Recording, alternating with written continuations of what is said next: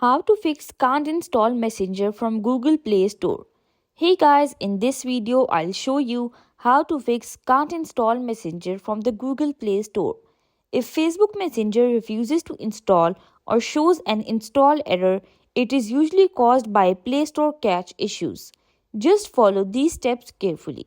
First, open settings on your Android phone. Go to apps and search for Google Play Store. Tap it and then open storage. Now tap clear cache. After clearing the cache, close settings.